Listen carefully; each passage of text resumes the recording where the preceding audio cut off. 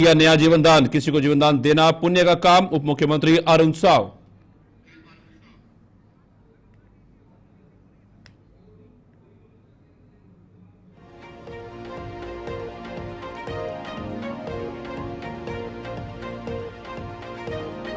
किराएदारों के सत्यापन के लिए ऑनलाइन प्रक्रिया शुरू, किराएदारों के सत्यापन की प्रक्रिया को किया अनिवार्य।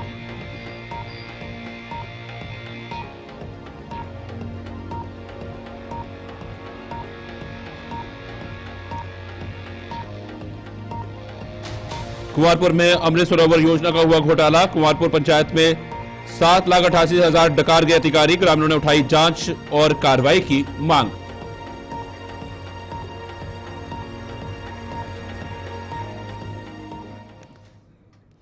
नमस्कार, छत्तीसगढ़ खास खबरें देख रहे हैं आप सब। मैं हूं आपके साथ साहिल कीर्ति।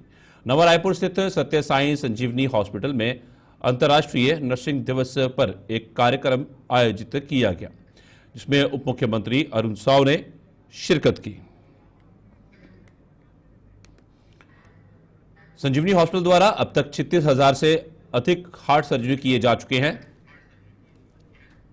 हॉस्पिटल में न केवल भारत के बल्कि अन्य 15 देशों के लोग भी निःशुल्क उपचार कराने आते हैं। अब तक अन्य देशों के 1,000 से अधिक की हार्ट सर्जरी हो चुकी है। हॉस्पिटल में 3 लाख से अधिक बच्चों का निःशुल्क जांच किया जा चुका है।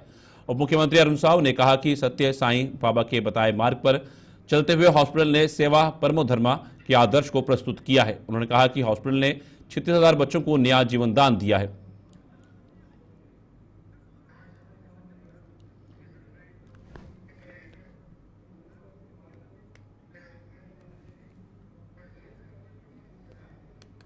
राजभवन में छत्तीसगढ़ प्रशासन अकादमी के महानिदेशक सुब्रत साहू के नेतृत्व में वर्ष 2024 बैच के आईएएस अधिकारियों ने राज्यपाल रमेन डेका से औपचारिक सौजन्य भेंट की।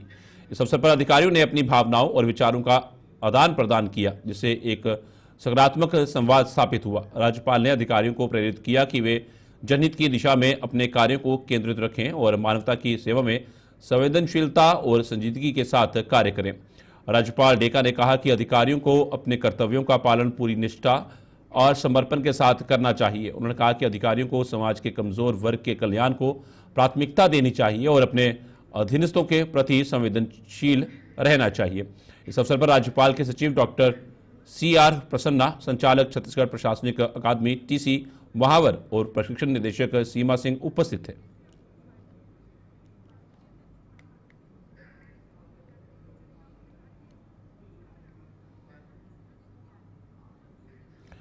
जिले में अपराधों की रोकथाम, संदिग्ध व्यक्तियों की पहचान एवं कानून व्यवस्था की स्थिति को और अधिक सुदृढ़ करने के उद्देश्य से कबीरधाम पुलिस द्वारा किराएदारों के सत्यापन की प्रक्रिया को अनिवार्य किया गया है।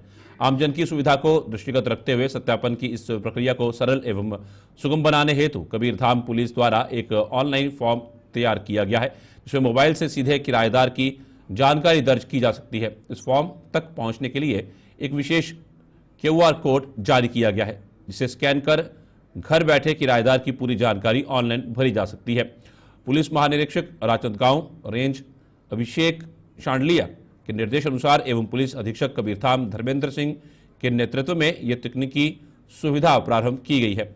साइबर सेल कबीरधाम द्वारा अतिरिक्त पुलिस अधीक्षक श्री पुष्पेंद्र बघेल एवं पंकज पटेल के मार्गदर्शन में तथा कृष्ण कुमार चंद्राकर SDOP कवर्धा के तकनीकी पर्यवेक्षण में यह प्रणाली लागू की गई। आपको विदित है और समस्त नागरिकों को मैं अपील करता हूं कि अपने किराएदारों की जानकारी समय पर पुलिस को दें, ताकि हम ये वेरीफाई कर सकें कि वो जो व्यक्ति रह रहा है वो किसी प्रकार का क्रिमिनल या कोई बाहर का व्यक्ति तो नहीं है। चूँकि किराएदारों की जानकारी देने में भी लोगों ने उतनी तत्परता नहीं दिखाई थी, जो फार्म बना था उसमें नहीं दे रहे थे। अब हम लोगों ने इनकी आम नागरिकों की सुविधा को देखते हुए एक QR कोड जारी किया है। उस QR कोड के डाउनलोड करके आप अपने किराएदार की जानकारी पूरी हमें पुलिस को दे सकते हैं और पुलिस उसको वेरीफाई करेगी और वेरीफाई करके आपको भी सुरक्षित करेगी और देश को भी और हमारे ज़िले को भी सुरक्षित रहेगा। और मैं समस्त नागरिकों से अनुरोध करता हूं कि जिसके भी किराएदार हैं वो इस QR कोड को डाउनलोड करें और किराएदार की समस्त जानकारी उस QR कोड के माध्यम से हमें भेजें। आपको थाने आने की भी आवश्यकता नहीं है। आपको पुलिस किसी भी प्रकार की पुलिस के उससे आपको असुविधा होती है, इसलिए हमने ये QR कोड जारी किया है। अतः आपसे अनुरोध है कि आप इस प्रकार की जानकारी दें, और जो अब व्यक्ति इस प्रकार की जानकारी नहीं देता है तो हम ये समझेंगे कि वो अपने किराएदार की जानकारी छुपा रहा है और उसके विरुद्ध जो भी आज सुबह 10 बजे से BTI ग्राउंड शंकर नगर के सामने स्थित सिंधु भवन में नगर निगम रायपुर के जोन 3 का समाधान शिविर शुरू हुआ। यह शिविर सुशासन तिहार 2025 के व्यापक कार्यक्रम के अंतर्गत आयोजित किया जा रहा है। इसमें नगर निगम के विभिन्न अधिकारियों के साथ साथ अन्य संबंधित शासकीय विभागों के अधिकारीगण भी उपस्थित हैं। शिविर में उपस्थित अधिकारी जनता की मांगों और शिकायतों का त्वरित समाधान करने के प्रयास में लगे हुए थे।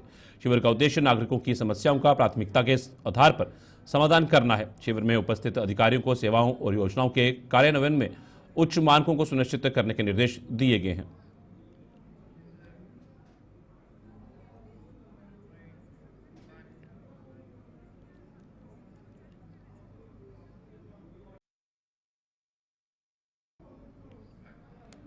ग्राम पंचायत कुंवारपुर में अमृत सरोवर योजना के तहत स्वीकृत तालाब का निर्माण कार्य आज तक पूरा नहीं हुआ है, जबकि इसके लिए लगभग 7,88,000 रुपए की राशि जारी की गई थी। ग्रामीणों का आरोप है कि पूर्व सरपंच और सचिव ने मिलीभगत करके बिना किसी निर्माण के पैसा आहरित कर लिया है।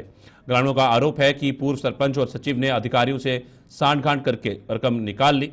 ग्रामीण राजेश कुमार बैगा ने बताया कि तालाब के नाम पर सिर्फ कागजों में काम हुआ है, जमीन पर कुछ भी नहीं है। CEO अजय सिंह राठौर ने कहा कि उन्हें इस मामले की जानकारी नहीं है, जबकि उन्हें खुद शिकायत मिली है। अधिकारी जांच का हवाला दे रहे हैं और कार्रवाई का नामोनिशान नहीं है। ग्रामीणों की मांग है कि इस घोटाले की निष्पक्ष जांच हो और दोषियों पर कड़ी कार्रवाई की जाए। में सौंदर्यीकरण के लिए TMF फंड से 19 लाख रुपए सरकार के द्वारा दिए गए थे, जिसका 40% राशि ग्राम पंचायत के खाते में जमा भी हो गई थी। पूर्व सरपंच और सचिव के द्वारा उस पैसे को 40% राशि को लगभग 8.5 लाख रुपए आहरण कर लिया गया और आज तक कार्य नहीं हो पाया है। कार्य की स्थिति शून्य है और जबकि उसमें फेंसिंग का कार्य होना था, पेवर ब्लॉक लगना था, कुल मिला के तालाब का सौंदर्यीकरण होना था और आज तक चुनाव हुए करीब 3 महीने से ऊपर हो गए, आज तक कोई भी कार्य वहाँ पर नहीं हो पाया है। तो हम सभी पंच, ग्राम पंचायत के सरपंच ने फैसला लिया है कि उस राशि को पुनः ग्राम पंचायत के खाते में रिफंड किया जाए ताकि उस कार्य को हम अच्छे से करवा सकें और जो सरकार की मंशा है वो पूरी हो सके, तालाब का सौंदर्यीकरण हो सके। कार्य को पूर्व सरपंच के द्वारा ठेके पर दे दिया गया था, उस ठेकेदार के कार्य की गुणवत्ता भी सही नहीं रहती, इसलिए हम चाहते हैं कि एजेंसी के द्वारा उस कार्य को कराया जाए ताकि वो कार्य अच्छे से हो सके। सौंदर्यीकरण के लिए पैसा आया था जो कि पूर्व पहले वाले सरपंच जो थे और सचिव 7,88,400 रुपये आहरण कर लिए गए।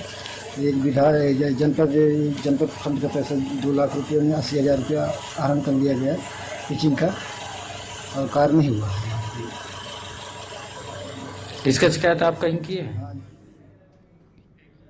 परिवहन विभाग में व्याप्त भ्रष्टाचार और गंभीर लापरवाही के कारण एक दुखद सड़क हादसा बंगाली में घटित हुआ। यह घटना उस समय हुई जब ओवरलोड माल लेकर एक ट्रक पुणे से यात्रा कर रहा था। इस संदर्भ में एक महत्वपूर्ण प्रश्न ये उठता है कि यह ट्रक कैसे परिवहन चेक नाका को सफलतापूर्वक पार कर गया, जबकि नियमों और विनियमों का स्पष्ट उल्लंघन किया गया था। यह स्थिति न केवल चालक के लापरवाह व्यवहार और दर्शाती है, बल्कि ये भी संकेत देती है कि नियंत्रण प्रणाली में कहीं न कहीं गंभीर चूक हुई है। इस घटना के पीछे कारणों का विस्तृत विश्लेषण आवश्यक है ताकि भविष्य में ऐसे हादसों से बचा जा सके। बंगोली में जो सड़क हादसा हुआ है वो परिवहन विभाग के भ्रष्टाचार के चलते हुआ है। माजदा जिसमें 40 लोग सवार थे, वो जिस ट्रक से टकराती है वो ट्रक की बॉडी 8 फीट था चौड़ाई और उसमें 16 फीट चौड़ा सामान रखा गया था। ये तो घोर लापरवाही सामने आ रहा है। और वो ट्रक रायगढ़ जा रहा था और पूना से आ रहा था। जब ट्रक पूना से छत्तीसगढ़ प्रवेश किया तो चिचोला बॉर्डर RTO का परिवहन चेक पोस्ट नाका है, जिसमें ओवरलोडिंग, अवैध तरीके से माल भरा गया हो या असुरक्षित तरीके से माल भरा गया हो, उसको रोकने की जिम्मेदारी थी। और जिस प्रकार से वो ट्रक छत्तीसगढ़ में प्रवेश करके खरोरा तक पहुंच गया चिचोला बॉर्डर से, तो स्पष्ट है परिवहन विभाग में मोटी रकम लेन देन करके उस ट्रक को सिटी के अंदर प्रवेश करने की इजाजत दी है, जो हादसा का कारण बना हुआ है। और मालवाहक गाड़ी में जिसमें यात्री ढोना निषेध है, उसमें यात्री कैसे ढोया जा रहा था? तो पूरी तरीका से नाकामी परिवहन विभाग की है। परिवहन विभाग के भ्रष्टाचार के चलते हादसा हुआ है। और चिचोला बॉर्डर से वो ट्रक ने क्रॉस किया है, तो वह कौन कौन जिम्मेदार अधिकारी थे, उन पर भी कार्रवाई होना चाहिए। और ये हादसा बहुत दुखद था और भविष्य में इसकी पुनरावृत्ति न हो, इस दिशा में भी प्रयास और कड़ाई बरतना चाहिए। छत्तीसगढ़ी खास खबरों में फिलहाल इतना ही। दीजिए इजाजत।